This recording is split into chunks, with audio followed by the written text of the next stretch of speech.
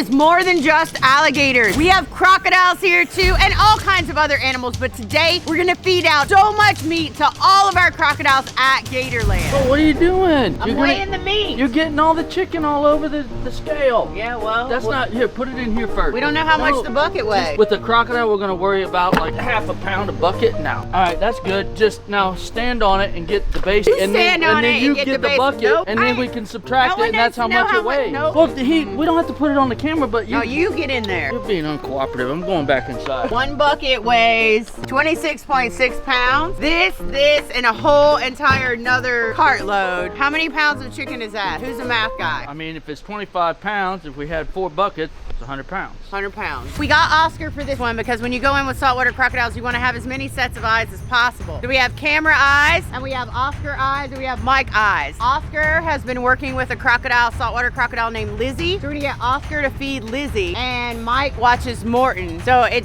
gets pretty hairy pretty fast. If I say run, run. We have a game plan, but game plans don't usually go too well here. I mean, you got to start somewhere, but we have to be able to abort and leave. He's gonna get the more twitchy one, the small female, where I'm gonna feed Morton, but it never really goes according to plan. She's gonna come after him no matter where he's at. The idea is to lead her to that side of the enclosure, leaving the other side open for Morton so that we have our own feeding space. Problem is, with me taking her that way to give you space for Morton, I really leave myself with no exit. That's not entirely true. There's an exit, you just gotta climb. Glad you think that I can climb fast. There's a tree, there's a fence, there's even a telephone pole you can kind of shimmy up. If you need to, make sure you get out. Right. Dundee is the most excitable crocodile here at Gatorland. He's always coming for you. You can tell when he comes up and his eyes get that bright yellow color. And this is all really good practice for me because I am going to Australia next week. Super big crocodiles over there, 18-foot, 19-foot crocodiles. Mike's been there before too. Just learning everything you can learn about saltwater crocodiles while I'm in Australia so I can bring it back to Gatorland. We can do a better job taking care of our salties here. Dundee is my favorite 15-foot saltwater crocodile at Gatorland.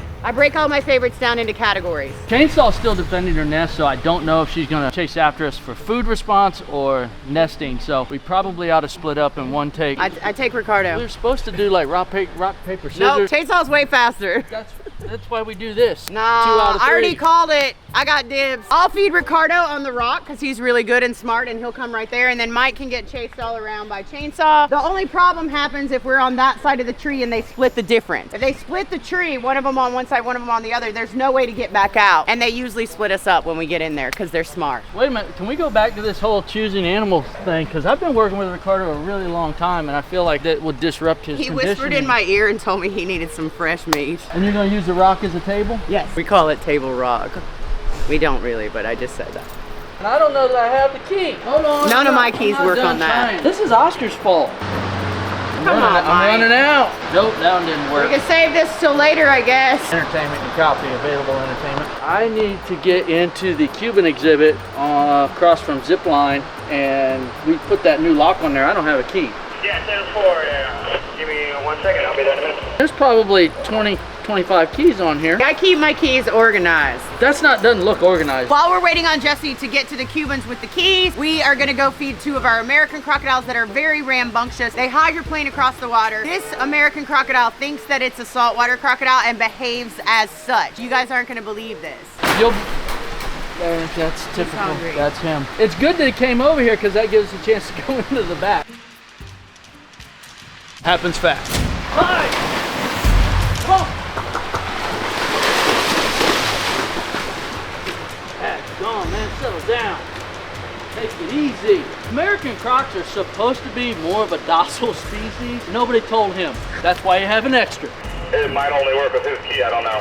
Again, I haven't gone in there. But you have a key to the inside door or the other side. Yeah, but I can't get to that door because I can't get through the outside. My key might work on the other side. Jesse's key works through the other door. They do sound better. Oh, Jesse! He got it. Yeah, I'm not going in the other door. Worst case scenario, splitting the tree, which happened because we have one on one side and one on the other. It wasn't part of the plan, but it's something that we have to have a contingency plan for. Very fast. He tried to get me, as you guys all saw, run down the back wall. but she's still just holding the food. She's not wanting to eat. She is defending her nest, get anything that comes around it, and that includes us. The reason that these Cuban crocodiles are able to do the things that they do is because they're the most terrestrial of any crocodile species. So their back legs are longer than any crocodile. They spend a lot of time on the land. Traditionally, back through history, they used to take down giant ground sloths. So they will hunt in a pack. Mike and I do look like a giant ground sloth. Splitting the difference between the two of us, they have the upper hand, and that's what they always try to do. Now you can see that Ricardo is a very civilized crocodile. He comes to the table and eats like normal. Chainsaw hopped over those rocks, hopped over the waterfall,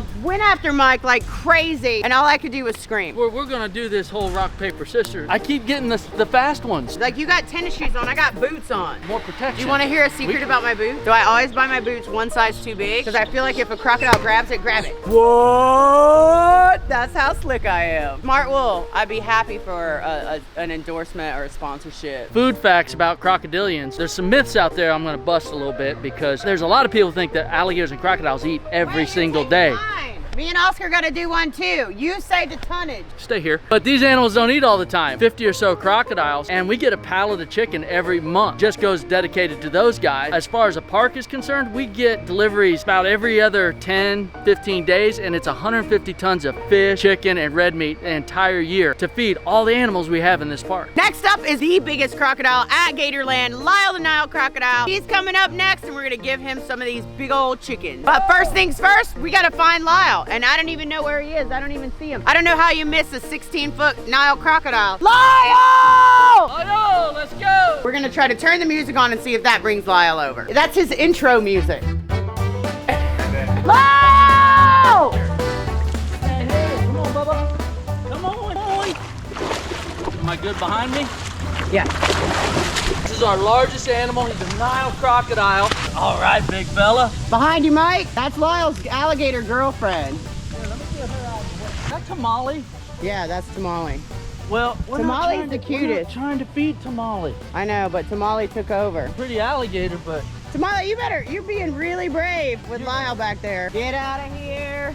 Now we're in a pickle. To talk a little bit about alligator and crocodile conditioning, they are smarter than what people give them credit for. They have a small brain, but we don't know how much of that brain they use. They could use like 100% of it. Conditioning with Lyall is it appears that he's lazy, but he also knows if he gets into the right feeding area, which is his island, he's gonna get fed anyway. So he's gonna do the minimum. We would probably usually make him walk a little bit more and do more exercise, but we have the obstacle of the other alligator, so he got off easy this morning. He recognizes that we didn't have the optimum area right here with all the alligators, so he just sits there and smiles, and the food just falls from the sky and lands in his mouth. They're smart. People all the time, like if we're feeding at Adventure Hour, they'll be like, oh, that guy didn't get anything. Well, the truth of the matter is alligators and crocodiles don't eat every day. They don't eat every day at Gatorland, and they don't eat every day in the wild. We do give them the opportunity to eat every day if they want to here at Gatorland. A wild crocodile or a wild alligator in the state of Florida might eat anywhere from 10 to 15 times in a year. Out of 15 times they go after the food, maybe one time they catch it. So our alligators here are eating really good, and you can tell by all that robust smile and all those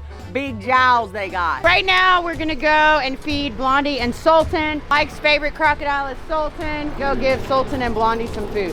Blondie's the one to watch out for. She's the fast one. Sultan's usually pretty chill. My favorite enclosure. I love feeding Sultan. I don't get to see a lot with what's going on with Blondie because I'm focused on Sultan right in front of me, but I guess she was hot and she chased it down the back road. She got pretty quick, but once she got some food, she was fine. All right, love going in there. She's really fast and she's a pretty crocodile. And then you got Sultan who does his posing on the rock. After you feed him, he's a little more tolerant to being touched. You can't do that stuff before he eats. You got to let him eat first, and then you can give him the chin scratches, and he's usually pretty good. He has bad days, but 80% of the time he lets us. The relationship with Sultan goes back a long way. I mean, I've been working with him for 28 years now. He was really aggressive when we first got him, but we started conditioning him with the rock as a feeding station, and it actually started with the dare. Another employee at the time said, I bet you can't get him to stand up on the rock. Competition driven, I go, yes, I can. He actually climbed up when we started doing the feeding process right there, and then one day after he got up there, he just kind of sat there, and I was like, I wonder if I could touch him. Reached underneath there, and I started touching him, and he didn't do anything. He actually closed his mouth, and he just kind of turned sideways a little bit, did it again, and he started to slowly lift up. So I was like, like, oh, he might like that. He only let me get a couple scratches in on that one because he kind of turned and looked down at my hand, so I had to move it. Now it's what you see is he comes up there and he lets me do that tactile response and scratch his chin, but it didn't happen overnight. It happened over this long period. Yeah, you've done it. I did it once. It was kind of embarrassing how it turned out, well, because it's a lot. I mean, you make it look easy, but he's used to it, right? So anytime you change something in their order, like crocodilians are very habitual animals. Anything that you do outside the routine, it could be a hat, it could be a color of a shirt, it could be keys, anything that throws it off will elicit a different behavior than what is normal. Oscar doesn't usually stand in front of him doing that, so he was leery, and he let him be there, but he was extra cautious. So was Oscar. Me too. How many crocodiles let you scratch him under the chin? None. Like, that's amazing. Everybody thinks he's kind of like a statue when they see the pictures, but you know, no, he's real.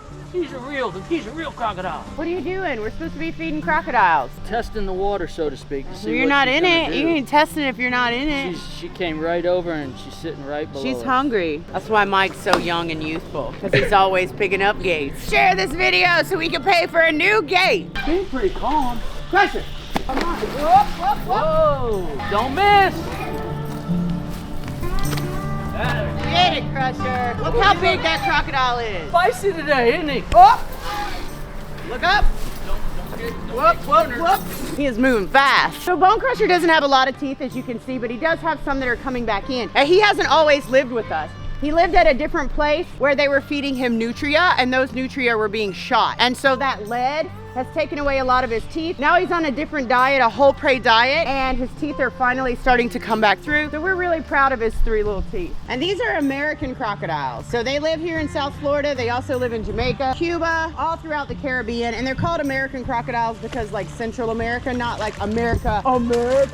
Florida is the only place where alligators and crocodiles coexist in the entire world. And where were you last week? South Florida. Water up to my chest with crocodiles. The next crocodiles we're gonna feed are Alvaro and Aaliyah, and they are Orinoco crocodiles. So where they come from in Venezuela, there's less than 1,000 of them left on the planet that are wild. So we have these 2 big ones out front, so we can use all this educational material to help people learn about Orinoco crocodiles, because you don't hear a lot about those. We have 2 smaller Orinoco crocodiles that are in the back of the house at Gatorland. They live in the back because we have to be hands off with them. We don't want them to see a bunch of people. And then those 2 Orinoco crocodiles will be flown back to Venezuela and released back into their natural habitat, so they'll be wild crocodiles again, reestablish that population, expand their range. Just by watching this video, you know, going through the ads and getting the watch time up and commenting, all the revenue from this YouTube channel goes directly into a Gatorland Global account. You can go to gatorlandglobal.org, and there is a donate button, and there's also a newsletter you can subscribe to for free, and they'll tell you about all the things we're doing monthly here at Gatorland and in other countries. How cool was that to see those crocodiles eat from us? That was awesome. The kids are like, what is she doing? I'm like, she's feeding them. They're gonna be, it was just hilarious. And they're like, is she okay? I said, yeah, she's a professional. Were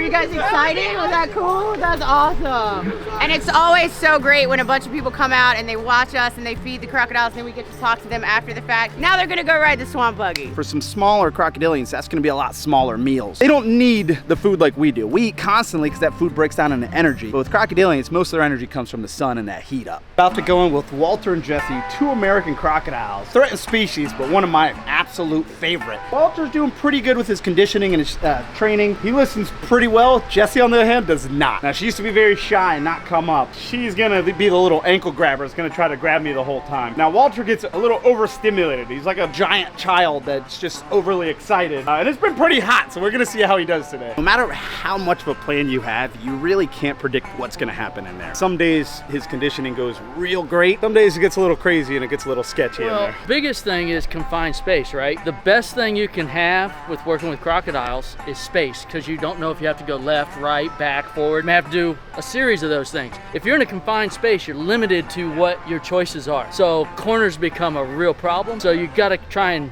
have a plan and then make it go that way. And like Oscar said, sometimes you have to swerve.